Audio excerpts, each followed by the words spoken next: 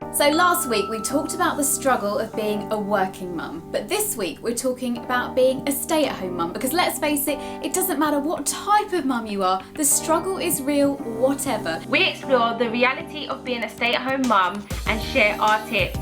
But first, some stats that are really shocking and just might surprise you. £159,137 per year. That's how much the experts say that we are worth. Only 1 in 10 mums are stay-at-home parents. 1 in 3 working mums would like to quit their jobs and stay at home. 83% of stay-at-home mums have a high sense of worth. The best thing about being a stay-at-home mum is I literally get to spend every minute with my children. Not having to rely on anybody else for things like school pickups and school holidays.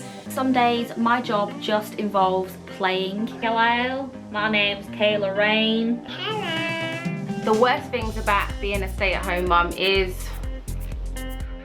Jacob? Oh! From the second I wake up to the second I close my eyes at night, I am mummy. And that's wonderful, but it can be exhausting sometimes. It can get extremely lonely. There are days where I cry out for that adult conversation towards the end of the evening. I've worked and I've been a stay-at-home mum, and being a stay-at-home mum is one of the hardest jobs ever. So here are some tried and tested tips from mums who walk in the same shoes as you. Now that Soph's in nursery for a few hours a day, I always make sure I have me time, whether that's crochet, reading a book, painting my nails, going for a coffee with a friend, or even doing that little bit of window shopping. Join baby groups and classes. There may be a time when they don't fit in with nap schedules or routines, but go, because the friendships that you'll make at them are invaluable for keeping you sane. Not to mention, mum friends make really good cocktail drinking buddies. I had a fear of toddler groups and play groups because they can be so cliquey, but honestly guys, they are so good for making new friends. You might have to try a few before you find the right one that suits you and your toddler. You don't need to feel guilty about contributing financially. I'd already contributed, and then I was a stay-at-home mum.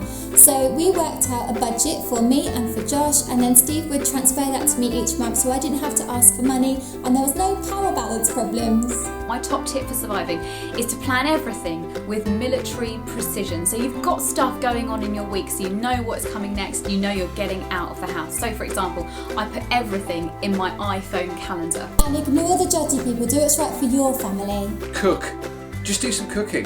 Cooking takes time. You know, you've got to prepare the ingredients, you've got to buy the ingredients. And it's not always our job. No, it's absolutely... It shouldn't always be the stay-at-home person's job. No.